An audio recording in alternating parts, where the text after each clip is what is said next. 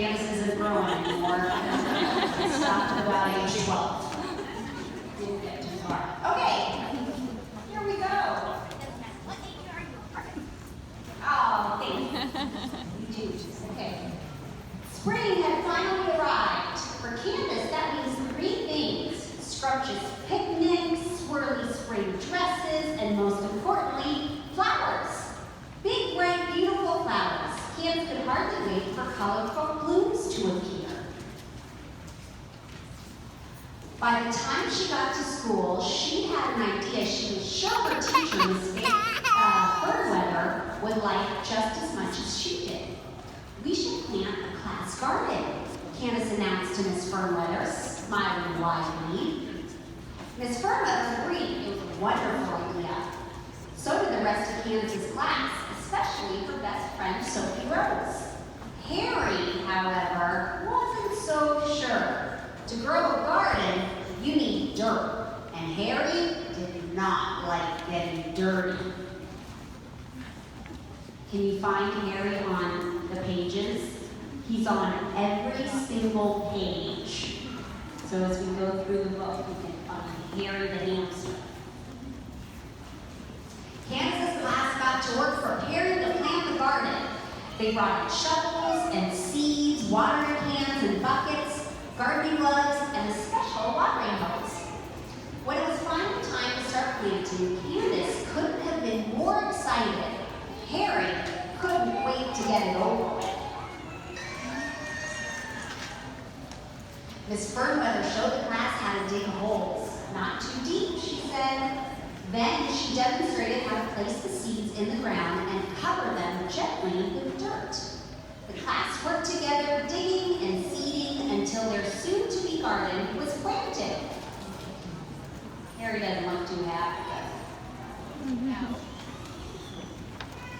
Candace's class stood back to admire their handiwork, but Candace wasn't impressed. There were no flowers, just a big patch of dirt. "When will the flowers bloom?" Candace asked Miss Fernweather. "Plants need sunlight and just the right amount of water to grow," explained Miss Fernweather. She showed the class how to check the soil. "When the ground feels dry, give the seeds a little drink." Then Miss Fernweather gave her class an encouraging smile. "The plants need time, so we must be patient. In about a week, we'll see the seeds begin to sprout. Then in 4 to 6 weeks, we'll have bright, beautiful flowers." Candace's class checked the garden every day. They watched and waited for the seeds to sprout. Candace tried being patient. She really did, but she didn't see any signs of sprouts. Candace remembered what Miss Fernweather said. When the ground feels dry, give the seeds a little drink. The ground did not feel dry, but Candace decided some extra water might help.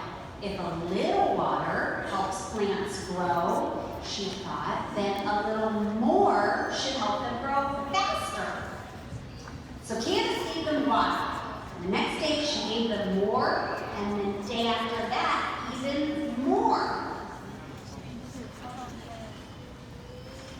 When the garden didn't sprout, Candace's class wanted to know why. "It's been a week," said Megan. "The garden had plenty of sunlight," said Christian. "And we gave it just the right amount of water," added Sophie Rose. Miss Fernweather checked the soil. Then she held up a handful of dark, drippy mud. "This is very odd," she said, looking up to her class. "Did someone give the garden extra water?" Candace looked down at the ground. "I did," she said very softly. "I thought a little extra water would make the flowers grow faster. I'm really sorry, everyone." The class was not very happy with Candace. "The garden is ruined and it's all my fault," wailed Candace. "I gave it too much water and now the seeds will never bloom." Harry tried to cheer her up, but Candace couldn't be cheered. That night, Candace tossed and turned in her bed. She couldn't bear to think about a disappointed class, her teacher, or her best friend in the especially about the garden they worked so hard to plant. The garden would never be filled with big, bright, beautiful flowers now. The next morning, Candace woke up with an idea. She hurried to school, hopeful Miss Fernweather would like her plan. "That's a very good idea, Candace," Miss Fernweather said softly. Candace had suggested they try planting another garden. She promised she would only water it when the ground felt dry. Candace worked hard getting ready for the new garden.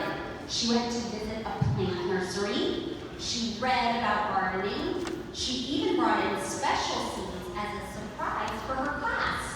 The gardener told her these flower seeds would attract beautiful butterflies. When it was finally time to plant the new garden, Candace was excited but a little nervous too. She didn't want anything to go wrong. She and her class worked together, digging and planting until everything was in place. Candace even said a little prayer.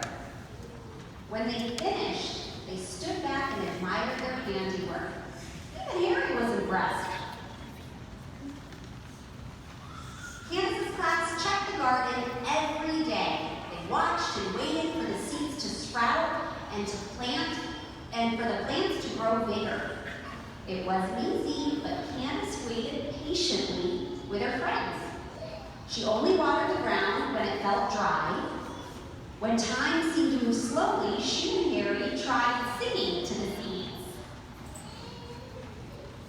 At long last, sprouts appeared, and soon little plants began to bloom. Small at first, then bigger and bigger, until finally the flowers Candace had imagined blossomed big, bright, and beautiful. Colorful butterflies flitted and floated through the sea of blooms. It wasn't easy being patient, Candace admitted to Miss Fernweather, but it was worth the wait. Even Harry agreed.